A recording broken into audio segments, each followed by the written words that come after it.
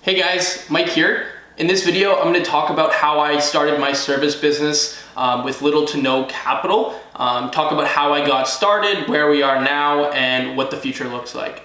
So before I get into it, I just want to mention that I'll be releasing a big announcement later on in this video, so I hope you can stick around to the end and let me know your thoughts and feedback. Right off the bat, I'm going to tell you exactly how you can get started and start a business with little to no capital while you're in school. So the answer is very simple. So it's going to be by starting a home service business. And you might be thinking to yourself, okay, well, what's so different about that? How am I going to do this and make money? Haven't people been doing this for a long time? That's exactly my point. So many people have gotten so caught up in creating these complex businesses with complex business models that they've completely left aside a $400 billion industry that right now is extremely fragmented and presenting so many opportunities for so many different markets. So for example, if you're able to look at the home service industry in your geographical region, you can find underserved markets within the home services that you can exploit and be very successful at. So in this video, I'm going to tell you how I started my home service company and how we've grown to almost $500,000 in revenue and give you some tips and tricks on how you can get started yourself. So what we did is we looked at the different niche markets. We knew that we wanted to start something, summer business outside and build a service business. So what we did is we actually thought about what the best potential services would be. And we came across the idea. So my parents actually got their barbecue cleaned the prior summer.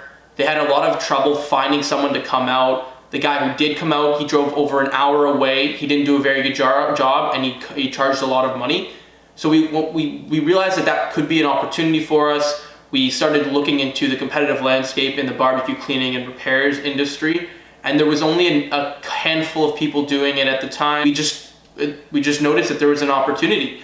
So what we did is that next summer we got started. We started knocking on doors before we even knew how to clean barbecues, just to see if there was any interest from people in our neighborhood. And when we went out, we actually got 4 sales our first day. We carried that momentum throughout the summer, just knocking on doors, doing services, and year after year we just grew it from there. I think a main reason of why we were so successful when we first started out is that we really embraced the fact that we were students. So for example, like how other companies, student franchising models have done it in the past, we really communicated well to customers that we were university or college students and that we were doing this to pay off our student loans and that this is a new project that we're kind of working on. And customers are really inclined to help students who are just starting out. A lot of them maybe have done similar door-to-door sales experience in the past. So they're really inclined to sort of give you the time of day, let you sell your pitch. And if you actually have a cool offering, then they're going to be really inclined to go with you, especially if your pricing makes sense for them. Something that you certainly want to take advantage of when you're first starting out. But that's not to say that sales are going to come easy. In fact, your first 100 sales are going to be the most challenging part of the business. You're going to need to use friends, family, your network, and you're going to have to hit the pavement and do door-to-door sales to establish your first starting customer base. And then once you have that customer base, you're gonna need to serve them as well as you possibly can, get them to be evangelists of your service, get them to tell other people, spread it through word of mouth,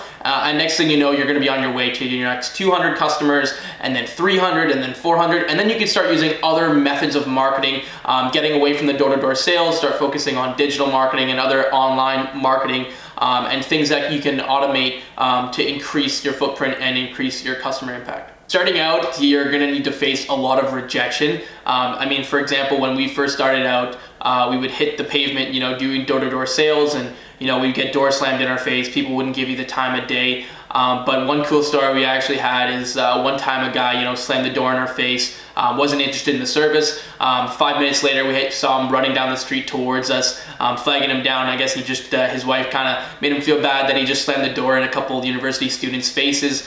So he came back and we ended up getting the sale. So you just kind of, you do encounter some customers who are going to be a little bit rough on the edges because at the end of the day, especially doing door-to-door sales, you're on their property. It's a little bit of an uncomfortable experience for you and for them. But for the most part, people are super accepting of the fact that you're a student, especially, if you're looking young. We used to throw on our hockey jackets and, it would be very community-based, and we tell them we're from the neighborhood, things like that.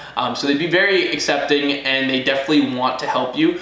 So if you do have that service and you're providing the fact that you are knowledgeable about what you're talking about, you have a good solution to their problem, then more often than not, they're going to book you in over, say a competitor, even if they've used them in the past. They just want to help you start your business and reach your goals.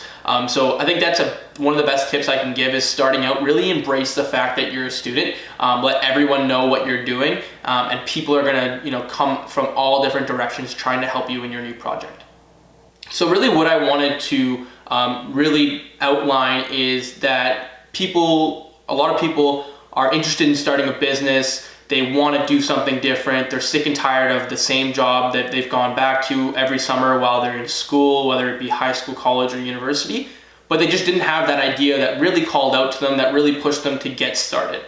What I want to present to you is the idea to start, whether it's something that has the potential to be $1 billion business or something that you can just do today that will just help you move the needle forward. For example, we didn't think we would be where we are today starting this barbecue cleaning company. In our minds, we were just finding a very specific niche service that we could start and we could run in the summertime, provide cool opportunities working with other university and college students. We really didn't think that this was a scalable business model, but it was rather just something that, something that we can do instead of the classic jobs we were going back to. So we've actually taken this very small, very niche focused business and been able to create a scalable model that does actually have the potential to be $1 million business. Not saying that's where we are now, but it does have that potential. So what I wanted to present to my audience is that you don't necessarily need that $1 billion idea. And I further than just creating something of value, I've learned so much through this experience. And I want other people to realize too, is if you just start that very simple, very basic business, you are going to develop as an entrepreneur. You are going to have so many more ideas as you go through the processes of developing something very simple, very basic, focusing on something maybe even niche that is just underserved and not in the world, but maybe just in the market that you're in geographically.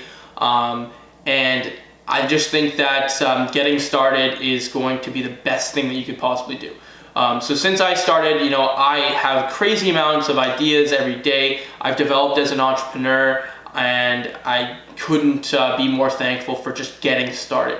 And I think it's a really good example that, we started a barbecue cleaning company. No one thought much of it. Neither, we didn't think that it would be this great opportunity, but it really has presented quite a bit of opportunities. And I want to use this channel and my platform to help inspire other people to just start, whether it's a clothing brand, a service business, just something very basic that, other people are doing. It's not going to be this innovative idea where you're going to be able to grow it to $1 billion.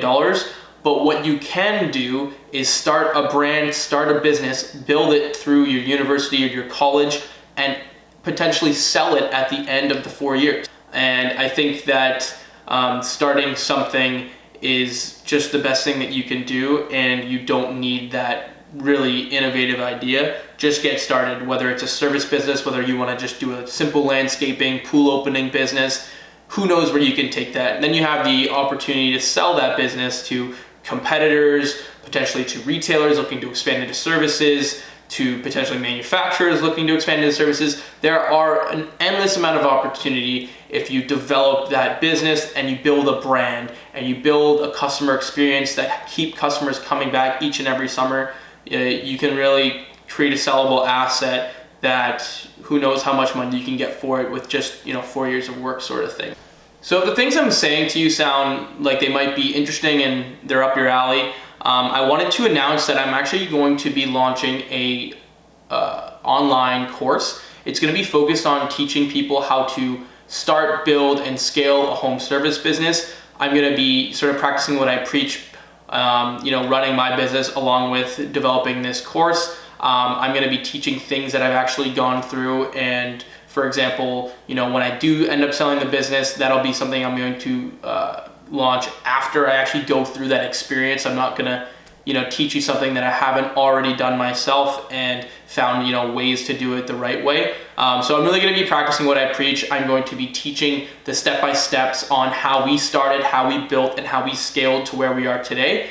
and I hope that that's something that interests you and excites you. I'm really excited to launch the course. I really want to target, people who are in later years, for example, in high school, looking to, get that different experience, and early year college, university students, and even later year college and university students. I want to sort of position it as a competing product to, for example, that college pro or student work experience that a lot of students have got themselves into.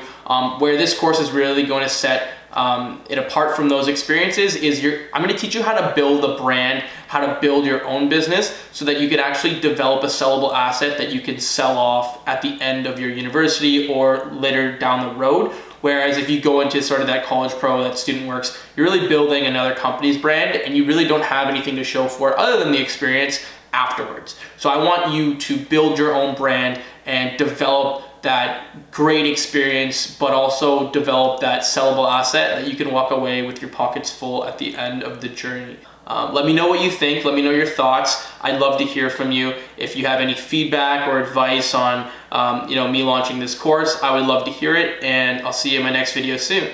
Again, don't forget to subscribe. I'm going to be releasing videos like this every week, and I'm really thankful that you took the time to watch this video and you're coming along with me on this journey. So we'll see you soon.